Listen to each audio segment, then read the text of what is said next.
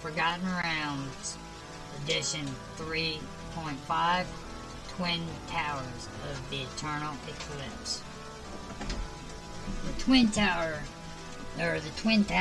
of the Eternal Eclipse, the small teeth mountains, nearly 300 members, including servants, split between two towers. Their leader is Blackwell Akmalir. In the small teeth, the mountains that define the southern border of loom a pair of fortified towers among the path of the trade route into Tither.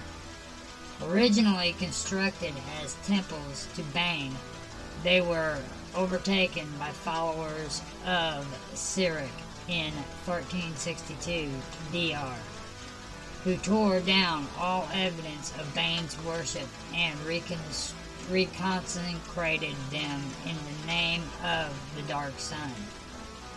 The towers are well concealed, each built within a stand of tall and thick trees and protected from the sun by the mountains themselves. Even from the air, they are obscure, with only a shield-sized disc visible on each. The discs are made of bronze and bear Cyric's holy symbol inset with tarnished silver. Each castle-like tower stands 5 stories tall and is near duplicate to its neighbor. The towers are 5 miles apart, with the tradeway passing near the center of the distance between them. A winding underground tunnel normally used only in emergencies connects the towers. The general public does not know the location of the Twin Towers, although and Tither would like to find and eradicate them. The temple's devotees keep its location secret through the use of illusion and abjuration magic, bribes of local officials, and murdering anyone they think knows too much about the temple. Each tower is almost fully independent, with over 100 soldiers, elven clerics, 6 mages, and servants and support staff to run the tower itself. An adjacent pen holds 20 to 30 pigs that dispose of slops and provide food. Large amounts of grain and other staples are stored within each tower, and fresh supplies are delivered weekly. The soldiers often engage in banditry and acquire supplies from caravans that use the tradeway. The members of the Twin Towers of the Eternal Eclipse exist to serve Cyric. Their leader, Blackwell Akmalir, wishes to destroy the leaders of other Cyricist churches in Tither, and Kalimshan, bringing their forces under his control, so his temple is the undisputed greatest church of the Dark Sun in the southern lands. Though his temple's plans to support the ogre mages that attacked the Amnian city of Moran have gone askew, the strife and fear that it caused among the people of pleased him and his deity, and he will indirectly oppose any attempts to stabilize the region in the near future. The clerics of the Twin Towers have their strongest and most violent rivalry with the members with the members of another nearby temple to Sirik, the Mountain of the Skulls. That temple is led by Tenos Argrim, and since he and Blackwell Akmalir both claim to oversee the Supreme Temple to Sirik in southwestern Faerun, bloody conflicts are inevitable. If your campaign is not set near or Kether, the map of the Twin Towers can be used for another location near a major trade route. These locations are rooms within the Western Tower. Because of the tower's almost identical structure, the map for the Western Tower can be rotated 180 degrees and used as the map for the Eastern Tower. The tower cannot be entered from the ground level, since the drawbridge connects to the second floor of the tower. Therefore,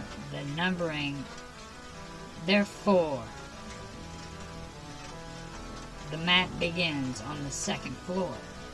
Unless otherwise noted, all doors are simple wooden doors.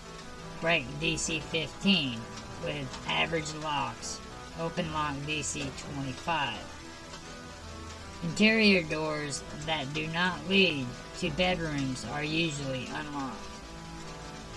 Several locations mention an alarm bell, which is a large brass bell with an attached cord. If rung, the alarm bell can be heard anywhere on that floor and up or down one floor. Listen check DC 0. Each additional floor between the bell and the listener increases the DC by 10. The foundation around the dungeon level is 5-foot thick stone.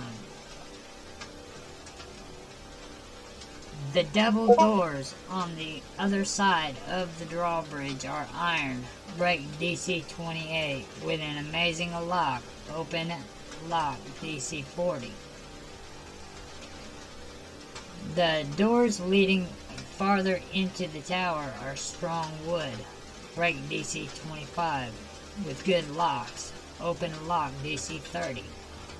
When the drawbridge is raised, it covers the main door. The drawbridge is made of 4-inch thick wood. 2 soldiers stand guard at all hours in this location. A peephole on either side of the main doors allows them to see outside to identify visitors. They are instructed to ring the alarm bell if anyone enters the tower without permission, particularly if intruders use magic to bypass its defenses, such as by teleportation or gaseous form. Winches are used to raise and lower the drawbridge. One character on each winch can raise or lower the drawbridge as a full round action.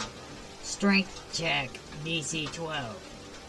A single character can attempt to raise or lower the drawbridge halfway as a full round action. DC 20. Each of the winches is made primarily of rope and wood, and it can be disabled if 15 or more points of damage penetrate its hardness of 5. Inside the entry room is decorated with Ceresist tapestries on the bare walls and paintings on the doors. Inside the entry room is decorated with Ceresist tapestries on the bare walls and paintings on the doors. Each of the four corners of the temple has a pair of soldiers on duty at all times. Each tower is stocked with a pair of long bows, 40 arrows, and an alarm bell, with the arrow slits on each open side. Anyone here has a clear field of fire to targets on this side of the tower. The kitchen bustles almost every hour of the day. The people who live here eat in staggered shifts, so the cooks work from dawn until after nightfall. Extra food is left out once the cooks go to bed so that residents up late, such as clerics involved in a midnight ritual, can pick it up without having to wait. Of course, if the clerics don't find anything to their liking, they don't think twice about pulling the cooks out of bed to serve them. The place is crammed with basins, pots, pans, dishes, and silverware.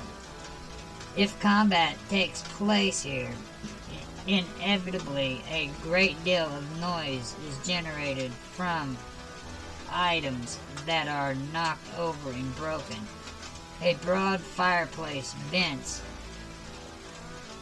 outside the tower, and the small window opens upon a small ledge that hangs over the trough in the pickpan. Leftover slops from the mills are dumped out this window to supplant the pigs' diet. The mess hall seats 30 comfortably. 15 to 20 people can be found here at any time during the day, most of them soldiers. Each of the servants' quarters houses 6 servants. The servants clean the tower, prepare the food, and perform other domestic duties. The guard room is the sleeping area for 16 Syracis soldiers. 16 bulk beds fill the room, and underneath each bed lies a chest protected by a very simple lock. Open lock DC 20. New soldiers transferred to the tower are usually placed here. The coveted smaller guard rooms are used as rewards for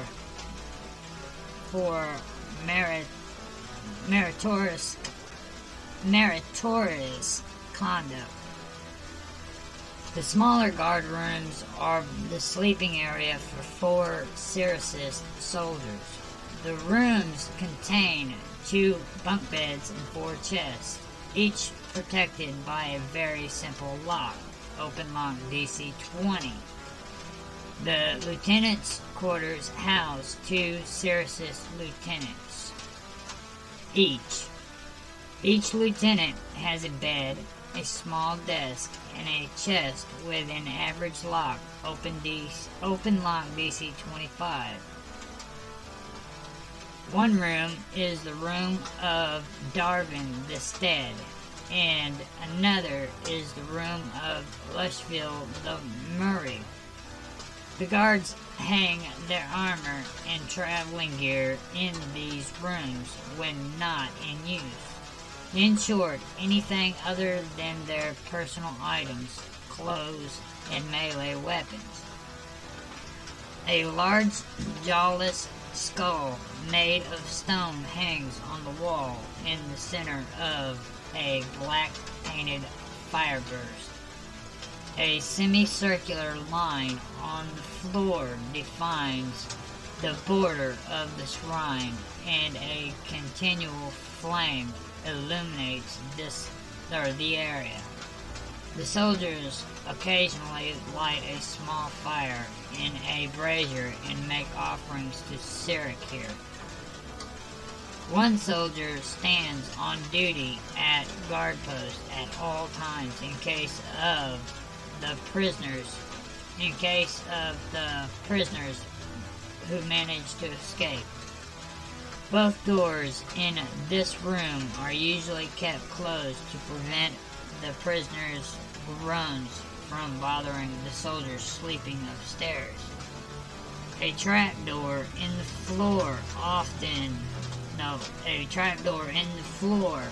opens to a ladder that leads 15 feet downward into a dry tunnel floored with stones and shored up every 20 feet with timbers. Eventually, the tunnel reaches the eastern tower. Small clay tubes pierce the roof of the tunnel to allow some airflow.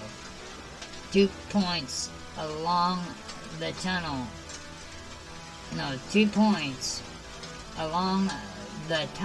are merely a wooden roof with about 1 foot of dirt on it, making it relatively easy to create an emergency exit for the tunnel should both towers be attacked.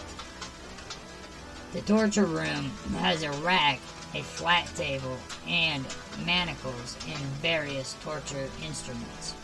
There are no official torturers on staff in the tower, so the clerics take turns. The less experienced clerics sometimes accidentally kill their victims. The senior clerics consider this unfortunate both because of the lost chance to acquire information and because of the loss of a potential sacrifice to the Dark Sun. Iron bars enclave the cells, each which has an iron door with an average lock open lock DC 25. Prisoners are only doubled up in cells if no open cells are available. Between 6 to 10 prisoners languish here at any given time. The meat storage room has stacks of dried meats of various kinds. Only the tower steward, the clerics, and the cooks have keys to the average lock, open lock DC 25 on this door. The grain and vegetable storage room has bushels of grain and vegetables for use by the cooking staff. Only the tower steward and cleric can cook, and the cook have keys to the average lock, open lock DC 25 on this door.